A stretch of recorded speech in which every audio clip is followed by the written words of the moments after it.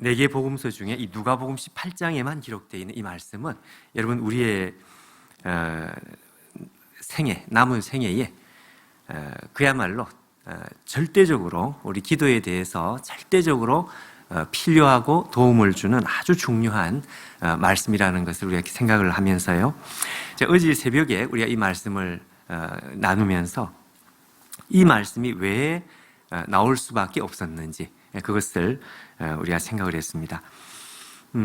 종말을 살아가는 저와 여러분들, 하나님 백성들, 모든 하나님 백성들에게 하나님께서 이 종말을 돌파할 수 있는, 승리할 수 있는 유일한 방편으로 하나님께서 우리에게 기도를 주셨다. 이렇게 말씀했습니다.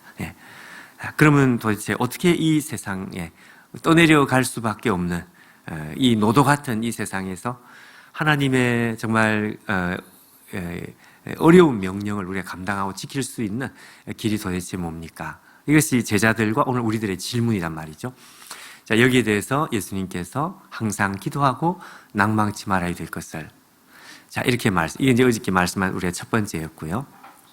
여기서 이제 한 걸음을 더 들어가서 여러분 이 비유 속으로 이제 들어갑니다. 근데 이 비유는 절대로 어려운 비유는 아닙니다. 그렇죠? 이 비유는 뭐 이렇게 우리가 깊이 이해를 하고 생각을 하고 해야만 이 메시지가 나오는 것이 아닌데, 일단 이 비유에 딱 들어갔을 때 제일 먼저 우리를 당황하게 만드는 것이 하나가 있습니다. 그게 뭔가 하니까요. 예수님께서 비유의 말씀을 하죠. 여기 나오는 이 캐릭터라 그러죠. 캐릭터. 이 역할. 불의한 재판관이라고 하는 역할. 그 다음에 과부라고 하는 역할. 이 두 사람이 지금 이 무대에 등장을 하는데, 근데 이 불의한 재판장을 비유한 것이 누구냐? 당연히 하나님에 대한 비유입니다. 그리고 과부는 예수님의 제자들, 오고 오는 우리들과 같은 제자들의 비유인데 말이죠. 우리를 당황하게 하는 건 다른 것이 아니고, 우리가 믿는 하나님은 불의한 재판장과 같은 분이 아니라는 사실이죠.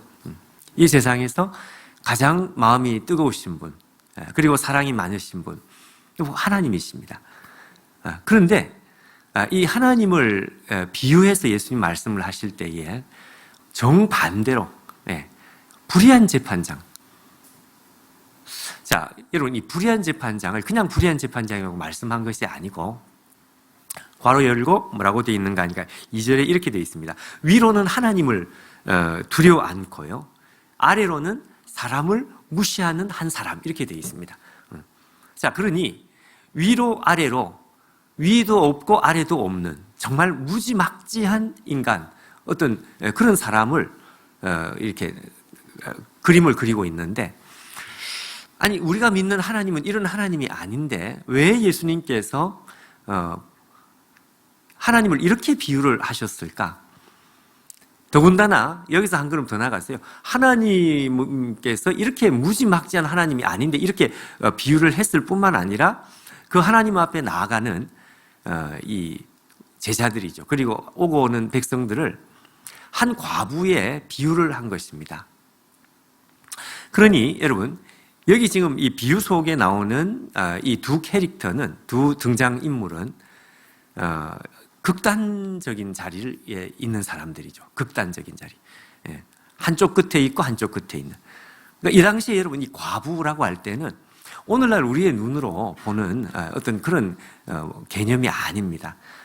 여러분, 이 당시에는 이 과부라고 할 때 여성은 법적으로 전혀 보호를 받을 수 없는, 법적인 보호는 남편을 통해서 법적인 보호를 받기 때문에 과부라고 할 때는 법적인 보호를 받지 못할 뿐 아니라 경제적인, 하여튼 모든 것에 있어 가지고 정말 아무것도 가진 것이 없고 보호받을 수 없는, 그래서 여러분 좀 죄송한 말이지만 이 당시의 과부는 창기가 될 가능성이 많았다, 뭐 그런 설명을 하기도 합니다. 이해할 수 있는 말이죠. 자, 그러니 여러분, 아무런 힘도 경제적인 능력도 전혀 없는 한쪽 끝에 있는 사람과 위로는 하나님도 아래로는 사람도 없는 이 무지막지한 두 인물, 절대로 만날 수 없습니다. 만나지지 않는. 벌써 이 등장인물만 딱 봐도 우리의 가슴이 답답할 수밖에 없는, 자, 이런 비유를 예수님께서 기도에 대한 비유로 말씀을 하셨다 이거죠. 그러나 여러분, 바로 이 비유에서 제일 중요한 부분은 바로 이 부분입니다. 자, 앞에 우리가 말씀한 대로 예수님께서 이 비유를 왜 말씀하셨느냐? 종말을 살아가는 하나님의 백성들에게 주는 하나님의 유일한 무기가 기도라 그랬어요. 기도. 그래서 항상 기도하고 이렇게 시작을 했는데, 자, 알았다 이거죠. 그래서 이제 우리가 이 기도를 사용하기 위해서, 정말 이 기도를 이제 한번 해보기 위해서 하나님 앞에 딱 나갔는데, 자, 그때 하나님의 백성들이 느끼는 어마어마한 절벽이 있습니다. 이거는 여러분, 비유를 들여다보기 이전에 우리의 기도를 돌아보면 금방 이해할 수 있습니다. 그래서 오늘 이 비유는 우리에게 어마어마한 위로도 주고 그리고 용기도 주고요. 자, 한번 여러분 생각해 보십시오. 여러분들이 기도의 자리에 나갔을 때 여러분들은 어떤 느낌을 받습니까? 기도를 안 해본 사람, 혹은 기도를 해도 그냥 식기도 이외에는 어떤 기도의 시간을 만들지 않은 사람, 대충대충 기도하는 사람들인 경우에는 이게 뭔지 잘 모를 수 있겠죠. 그렇지만 여러분, 제대로 한번 대표기도가 아니고 제대로 이 개인 기도를 한다고 한번 생각을 해보십시오. 그리고 어떤 문제를 앞에 놓고 돌파를 하는 이런 기도를 우리가 한다고 생각해 보십시오. 다 우리가 해보고 있는 것이죠. 근데 그때 여러분, 우리가 느끼는 것은 너무너무 막막함입니다. 이거는 예외가 없습니다. 목사님, 저는요, 기도의 자리에 나가기만 하면 막 즉시로 하늘 문이 열려서 그냥 내 입에서 나도 모르게 그냥 기도가 술술술 흘러나옵니다. 거짓말입니다, 여러분. 물론 그럴 때가 있기는 있어요. 언제? 시험에 떨어졌을 때든지 아니면 연애하다가 이렇게 실패했을 때든지 뭐 이럴 때, 뭐 이렇게 아팠을 때, 하여튼 인생의 큰 난관에 부딪혀서 너무 답답해 눈물만 나올 때, 그때는 그냥 그럴 수도 있겠죠. 그러나 여러분, 거의 대부분의 많은 시간에는 그렇지 않습니다. 이건 뭐 제가 자신 있게 말할 수 있는 것이 저 자신도 마찬가지. 목회자로서 매일 기도를 해야지, 그리고 많이 해야지, 이런 결심을 하고 매일 이렇게 사역을 하는 사람도 기도의 자리에 나가기만 하면 그렇게 막막할 수가 없습니다. 여러분은 안 그렇습니까? 아니요, 다 똑같아요. 예수님 말씀이 그 말씀입니다. 기도의 자리에 나가면 정말 계란으로 무슨 바위를 치는 것 같은, 제가 어제 말씀한 대로 우리가 믿는 하나님은 눈에 안 보인단 말이죠. 눈에 안 보이는 그 하나님 앞에 앉아서 그 하나님 앞에 머물러 앉아가지고 오랜 시간 씨름을 한다는 게 이게 보통 어려운 일이 아닙니다. 마치 절벽 앞에 서 있는 것 같고요. 내가 헛수고하고 있는 것 같은 그런 생각이 들 때도 있습니다. 과연 하나님은 듣고 계실까? 정말 우리가 흔히 하는 말로 손톱도 안 들어간다 그런 말이 있는데, 정말 말이 한마디도 안 통할 것 같은, 내 기도가 정말 여기서 흩어져 버리고 사라져 버릴 것 같은, 어떨 때는 정말 하나님은 계시나? 이런 생각이 들 정도로 말이죠. 그러니까 이 불의한 재판장 앞에 정말 힘없는 과부가 나가려고 할 때 그때 느끼는 그 무지막지한 막막함, 그걸 느끼게 될 것이라는 것을 예수님께서는 미리 예상하고 우리에게 주시는 말씀이에요. 아마 너희들이 기도의 무기를 사용을 하려고 한다면 아마 너희들은 이걸 느끼게 될 것이다. 불의한 재판장 앞에 있는 과부의 그 심정을 너희들은 느끼게 될 것이다. 정말 바위 치는 것 같은, 계란으로 바위 치는 것 같은. 여러분, 저는 매일 기도하는 자리에 나갈 때마다 오늘 읽은 이 비유를 생각을 하지 않을 수가 없습니다. 이 비유가 위로가 되는 이유는 바로 여기에 있었습니다. 이게 하나님께서 우리에게 주시는 메시지였습니다. 아주 중요한 메시지입니다. 그러니까 이런 거죠. 저는 어저께도 그저께도 기도하고 오늘도 이 새벽 기도 마치고 또 기도 시간을 가지겠지만, 기도의 자리에 나갈 때 처음에는 그렇게 막막할 수가 없어요. 그러나 씨름을 하고 돌파를 합니다. 그런데 그렇게 막막한 자리에 딱 섰을 때, 그때 예수님께서 하시는 말씀은 아마 대부분 사람들은 막막한 자리에 서서 그냥 적당히 이 막막한 자리에서 물러날 사람들이 아마도 많을 것이다 라고 말씀하시는 거예요. 여러분, 우리가 막막한 자리에 딱 섰을 때, 우리 하나님 눈에 안 보이고 손에 아무것도 잡히는 것이 없는 것 같은 그때 우리에게 힘과 위로를 주는 말씀이 이 말씀. 맞았어. 내가 잘못된 길에 들어선 것이 아니다. 내가 틀린 것이 아니다. 내가 이상한 것이 아니다. 예수님께서 이 비유를 통해서 처음 하시는 말씀은, 그래, 너희들이 느끼는 그 막막함은 바로 그것이다. 바로. 그래서 내가 이 비유를 너희들에게 준 것이다. 그러면서 이 비유를 붙들고, 이 말씀을 붙들고 내가 잘못된 것이 아니라는 것에 대해서 확신을 하고 박수를 치고 그 자리에서 물러서지 않는 것이죠. 오늘 예수님께서 인자가 다시 이 세상에 올 때에 믿음을 보겠느냐라고 할 때, 적어도 오늘 본문 속에 나오는 믿음이라는 것은 구원받는 믿음을 가리키는 것이 아닙니다. 여기 있는 이 믿음은 이 막막한 자리에 딱 섰을 때, 그때 진짜 하나님을 사랑하는지 그게 나올 것이라는 것입니다.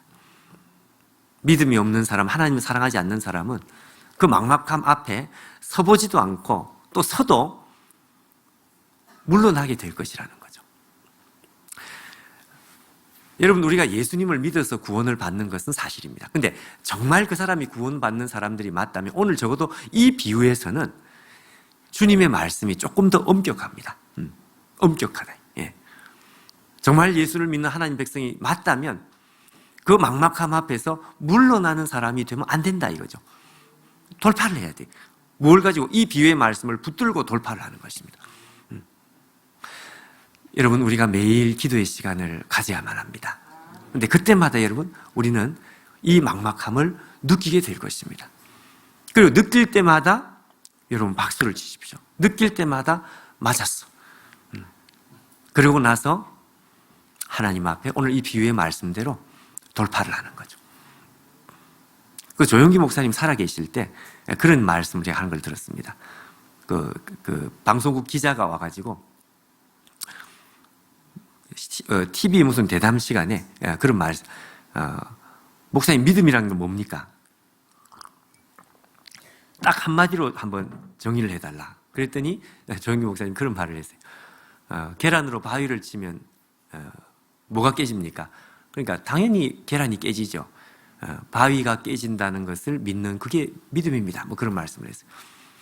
여러분, 이게 돌파를 하는 것입니다.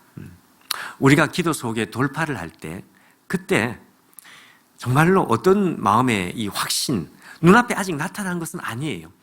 아무것도 손에 잡히는 없는 것 같은데 이것이 돌파가 되었을 때 적어도 기도하는 사람들의 마음이 어떻게 변하기 시작하는가 하니까 내 앞에 있는 바위가 와르르 무너지는 것을 미리 체험을 합니다. 그리고 심지어는 어떤 표현까지 썼는가 하니까요, 우리가 살고 있는 이 지구가 내 손가락 위에 있는 것 같은 그런 마음의 확신, 이건 돌파한 사람들만 가질 수 있는 아주 신비한 확신입니다. 지금 당장 아무것도 일어나지 않는 것 같아도 이게 돌파하고 하나님 앞에 문이 활짝 열리고, 오늘 정말 우리 주제처럼 하늘 문이 활짝 열린 사람들이 기도 속에서 가지게 되는 이 불같은 확신이에요. 아무도 그 사람을 제재할 수 없습니다. 지금 나타나지 않아도 10년 뒤에 나타날지 몰라. 아니면 어쩌면 우리가 이 땅에 살아 있을 때가 아니라 앞으로 100년, 200년 후에 나타날 일일지 몰라도 그 마음에 찾아오는 이 확신이 있단 말이죠. 구약의 선지자들이 그렇게 다 확신을 했습니다. 기뻐 뛰고 내가 무화과 나무잎이 마르고 포도 열매가 없으면 이러면서 즐거워했던 사람들의 그 확신은 전부 이 돌파를 했던 사람들의 확신이었어요. 그 돌파를 하려면 첫 번째 난관이 바로 이 비유가 우리 가운데 주는, 너희들은 아마 너무너무 막막할 것이다. 그렇지만 그때에 물러서지 않고 나가는 사람이 그가 내 제자다. 인자가 세상에 올 때 믿음을 보겠느냐. 자, 여러분, 그러므로 오늘 이 비유의 말씀을 여러분 매일 생각하십시오. 기도할 때마다 생각하십시오. 자, 조금 더 구체적으로 그러면 자, 이 비유의 말씀으로 우리가 물러서지 않고 통과를 하고 이 돌파를 할 때, 그때 오늘 이 비유가 조금 더 구체적으로 우리 가운데 보여주는 것이 있습니다. 구체적으로 어떻게 돌파를 할까? 자, 이 마지막 세 번째에 또 한 세 가지 정도만 제가 간단하게 요약으로 한번 정리를 해보면요. 제일 먼저 중요한 것이 이 과부가 지금 눈앞에 있는 이 불의한 재판장이 넘을 수 없는 이 장벽을 어떻게 물러서지 않고 돌파를 하는지 한번 가만히 보시면, 자, 이 과부는 무언가 알고 있는 것이 있습니다. 무슨 이야기냐? 다시 말하면 무언가 생각을 하고 있는 것이 있습니다. 뭘 생각한다는 것이냐? 만약에 여러분, 자기 앞에 있는 이 불의한 재판장 외에 다른 어떤 해결할 길이 있다는 생각을 이 사람이 한다면 이 불의한 재판장 앞에 나오겠습니까? 안 나오겠죠. 길이 두 개만 있어도, 길이 세 개가 있고 아니 두 개만 있어도 불의한 재판장을 택하지는 않을 것입니다. 무슨 말씀인지 아시겠나요? 그러니까 불의한 재판장 외에 자기의 어떤 목적을 이루는 방식이 불의한 재판장 외에 다른 어떤 제2의 길이 있다고 한다면 아마 이 사람은 분명히 다른 길을 택했을 거예요. 왜냐하면 자기 앞에 있는 불의한 재판장은 말이 안 통하니까요. 전혀 길이 안 보이니까.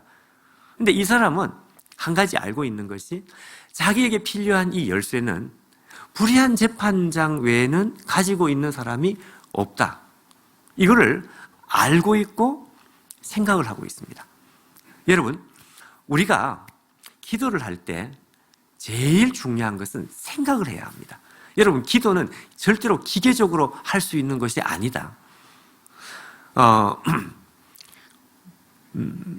오늘 본문의 끝에 뭐라고 되어 있는가 하니까 하물며 밤낮 부르짖는, 자, 그 다음에 뭐라고 되어 있습니까? 부르짖는 백성이 아니고 뭐라고 되어 있습니까? 택하신 자들.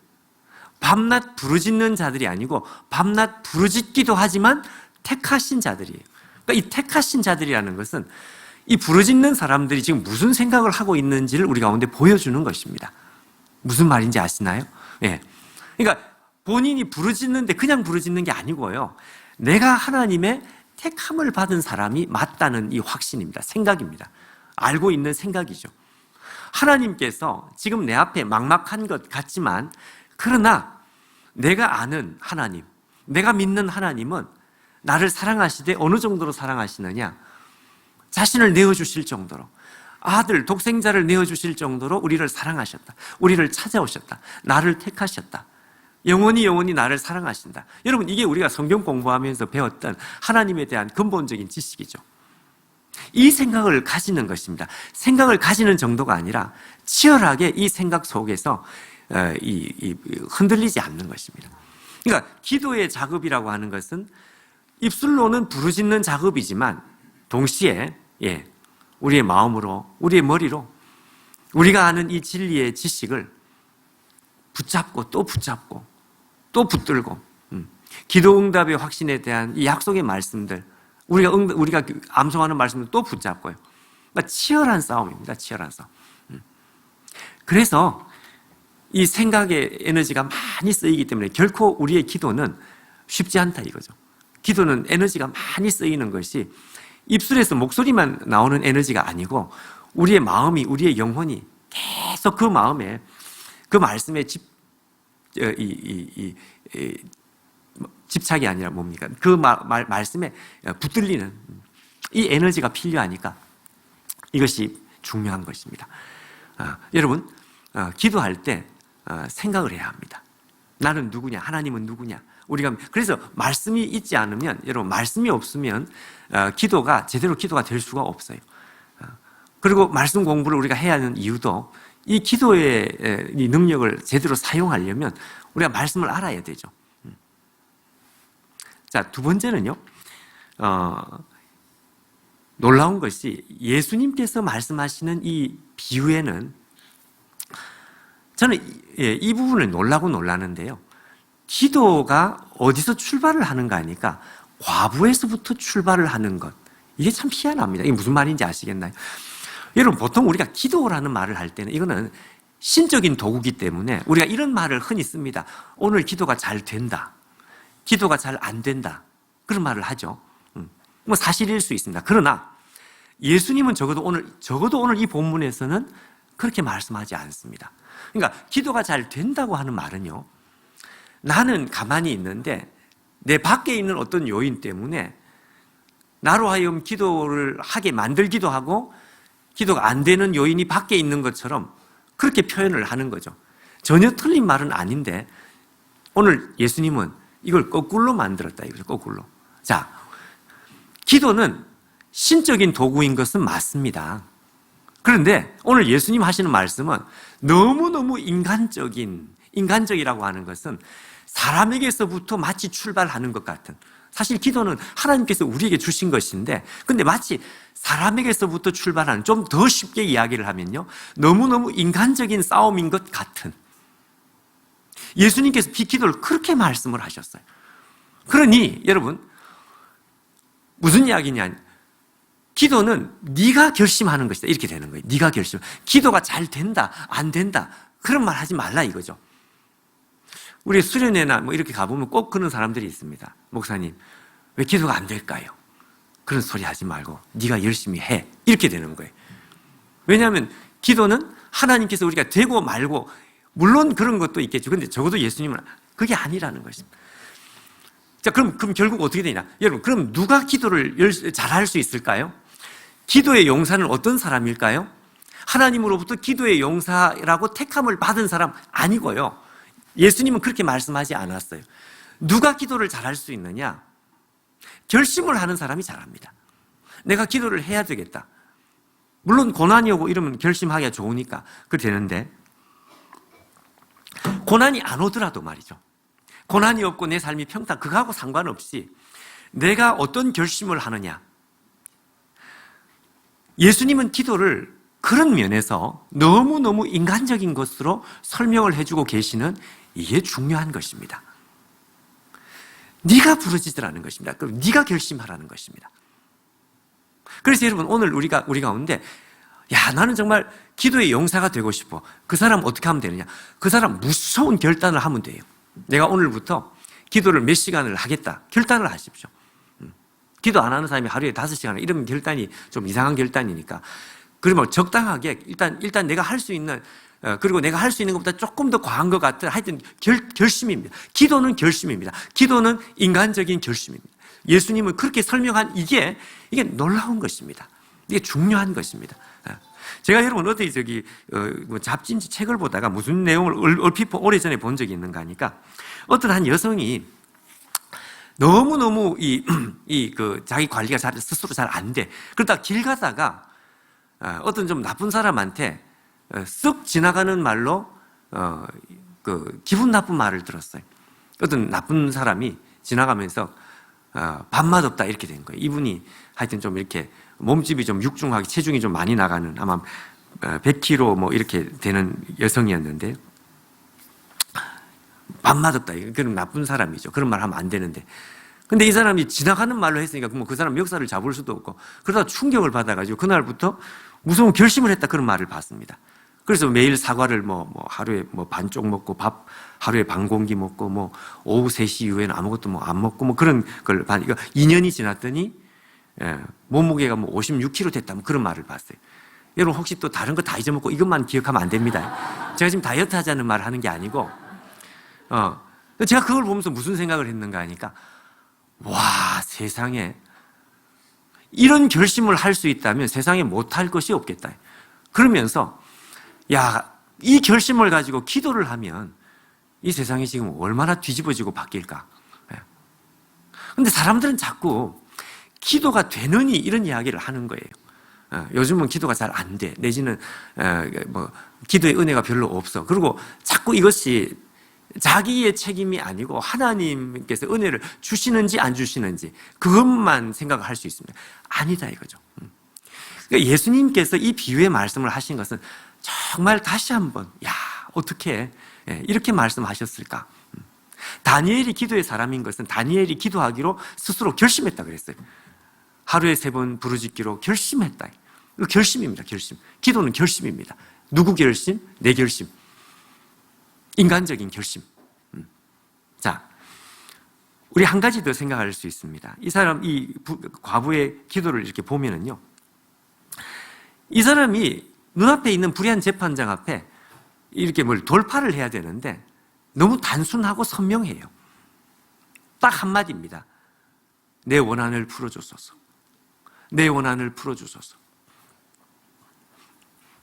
여러분, 이 사실이 굉장히 중요하다는 사실을 저는 오래전에 알았습니다. 저 역시 나도 어떻게 하면 좀 기도를 좀 잘 배울 수 있을까? 그래서 저보다 먼저 살았던 기도의 믿음의 선배들을 한마디라도 좀 알아듣고 나도 좀 기도를 배우고 싶어서 하다. 어느 날 다른 사람 설교를 듣다가 혼자서 방바닥을 치면서 맞다 맞아. 근데 이게 한두 사람이 아니고 똑같이 선배들이 하는 말이 뭔가 하니까 기도는 선명하고 단순하고 하나님 앞에 집중적인 것이, 그래서 그 집중적인 말을 우리가 하나님 앞에 반복하는 것이 중요합니다. 뭐 이런 이야기를 하는데 제가 그때 그걸 무슨 말인지 알았어요. 우리가 성령 충만을 받아야 되죠. 하나님, 성령 충만을 주세요. 성령 충만을 주세요. 성령 충만을 주세요. 이게 왜 중요한가 하니까 여러분 한번 보십시오. 사람의 마음이 간절하면 간절을 할수록 어떻게 되는가 하면요, 단순해집니다. 간절하면 선명하고 명확해집니다. 간절하지 않을 때, 뭐 있어도 되고 없어도 될 때는 선명하지 않고 복잡합니다. 여러분 생각해요. 예를 들어 보십시오. 한번 생각해요. 지금 사람이 너무 답답해. 물에 빠져 지금 죽을 것 같아. 물에서 지금 꼴딱꼴딱 빠져서 죽어가는 사람이 필요한 말이 뭐냐? 살려주세요. 그러면 되죠. 살려주세요. 딱 한마디입니다. 한마디. 그러니까 간절할수록 단순해지고 선명해집니다. 아니 지금 사람이 물에 빠져 죽으려고 하는데 어제도 계시고 오늘도 계시고 그러면서 하나님에 대해서 많은 미사의 요구가 죽어요. 그러면 죽어. 그냥 살려주세요. 여러분 목이 마른 사람, 정말 물이 먹고 싶은 사람, 저처럼 이렇게 목이 마른 사람은 다른 말이 필요가 없어요. 하나님 물을 주세요. 이게 간절할수록 이렇게 되게 되어 있습니다. 그러니까 이 사람이 지금 얼마나 간절한지를 우리가 보여주는 것은 이 사람의 이 표현의 문구 속에서 우리가 그걸 깨닫게 되는데, 하나님 물을 주세요. 그것도 길고요. 물을 주세요. 아니요. 그것도 길어. 그러면 돼. 물. 여러분 애들이 자전거 사달라. 아빠 자전거 사달라. 그것도 계속 하는데 매일 볼 때마다 자전거. 그거 사주고 말지. 괴로워. 그거 듣는 것도 괴로워요. 여러분, 우리의 마음이 간절할수록 이게 단순해지고, 그렇게 된다는 거죠. 명확해지고. 어떤 사람은 제가 이렇게 성경의 말씀을 이렇게 설명을 하면 이런 질문을 할 때가 있습니다. 목사님, 그 했던 말을 자꾸 똑같이 그렇게 반복해서 말할 수 있는 기도라고 한다면 그 혹시 중언부언 아닙니까? 그래요. 중언부언. 그래서 제가 확실히 말해요. 중언부언 아닙니다. 중언부언이라는 것이 뭐냐? 예수님께서 중언부언 하지 말라 하는 중언부언이라는 게 뭔가 하니까요. 중언부언이라는 것은 자기의 마음에는 간절하지 않은데 정말 그게 필요한지 아닌지 자기도 지금 검증이 잘 안 돼 있어. 근데 그냥 한번 아무 생각 없이 그냥 튀어나오는, 마음과 이 기도가 따로 나오는, 이게 중언부언입니다. 무슨 이야기인지 아시겠나요? 우리도 그럴 때가 있죠. 아무 생각 없이 그냥 정말 마음에 간절한 소원이 있어서가 아니라 그냥 자기의 머릿속에 그냥 뇌 흐름을 따라서 튀어나오는 말이 있단 말이에요. 예를 들면 옛날에 저희들이 대학생들 모여가지고 이렇게 삥 둘러서 기도를 같이 이렇게 통성 기도를 제가 하는데요. 근데 학생들 중에 누가 갑자기 기도하다가 두부 사랴 그러더라고요. 그래서 제가 혼자서 아니 왜 두부를 사야 되지? 얘가 기도하다가 비몽사몽간에 두부 장수를 본 거예요. 어릴 때 무슨 영화를 봤는지. 그러다가 그게 그냥 생각이 나서 졸다가 갑자기 그 튀어나온 말이. 여러분 우리 그럴 때 있지 않아요? 졸다가 꾸벅꾸벅 졸다가 갑자기 두부사리 뭐 이런 나오는 거예요. 그것도 조금 있으니까 누가 갑자기 미자야 그러더라고요. 그 자리에 미자 없었습니다. 왜 미자가 나왔느냐? 꿈에 미자를 본 거예요. 비몽사몽간에. 아마 미자 씨를 사랑한 것 같은데 꿈에 마치 그와 같은. 그러니까 자기는 별 생각이 없는데 그냥 머릿속에 왔다 갔다 하는 말이 나도 모르게 그냥 튀어나오는, 그건 안 된다 이거죠. 여러분 앞에서 우리가 대표기도 할 때 대표기도는 결코 길 필요 없습니다. 대표기도만큼은 정말 집중적인, 가장 중요한 것이 하나님 앞에, 그야말로 말 그대로 대표니까요. 모든 미사역을 다 제끼고 가장 중요한 것으로 하나님 앞에 올려드리는 이 집중력입니다. 집중력. 마치 그 돋보기를 이렇게 해서 태양을 해서 돋보기로 한 점을 모으는 것과 같은, 오늘 예수님께서는 이걸 우리에게 말씀하고 있는 것입니다. 그러니까 정말 이 간절한 사람은 단순하고 명확하게 하나님 앞에 계속 그것을 마음에 그걸 놓지 않고 그걸 떠나지 않고 그걸 쳐다보면서 우리의 꿈과 비전을 쳐다보면서 집중적으로 우리가 쳐다볼 때 우리의 입에서 그 말이 나오죠. 그 말밖에 안 나오죠. 그 말밖에 다른 말이 생각이 나는 게 없어요. 하나님 물 주세요. 물 주세요. 그거 말고는 다른 생각이 나는 게 없어요. 이렇게 해서 우리 앞에 있는 이 난관을 돌파를 하는 것입니다. 돌파를. 6시 10분에 딱 제가 전에 맞죠. 어저께 6시 9분 잘했는데 지금 2분 남았는데요. 여러분 이 이야기를 꼭 하고 마쳐야 될 것 같은데 되도록 줄여서 제가 대학생 사역을 할 때 그리고 제가 대학부 전도사였습니다. 내수동교회 대학부 전도사. 그리고 내수동교회 담임 목사가 된 지 벌써 20년이 됐고 내수동교회 전도사가 되기 전에 대학부 학생이었고 고등부 학생이었고 중등부 학생이었습니다. 그러니까 지금 우리 당회 장로님들 중에 저 중등부 선생님도 계시고 그러니까 얼마나 당회 하기 싫겠어요. 여러분 제가 좀 이른 나이에 담임 사역을 시작을 했는데 왜 저 같은 사람을 그러니까 여러분 지금은 제가 여러분에게 이렇게 편안하게 말을 할 수 있는 이런 사람 이제 이게 훈련이 된 것인데요. 그러니까 원래는 제가 너무너무 앞에 서는 걸 죽도록 싫어하는 사람. 그 사람이 어떻게 앞에서 설교를 하냐? 글쎄 말이에요.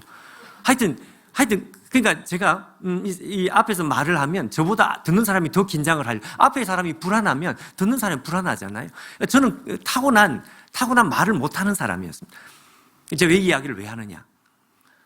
제가 대학부 전도 사역을 시작을 딱 했는데 그때 뭔가 이렇게 느낌이 달라요.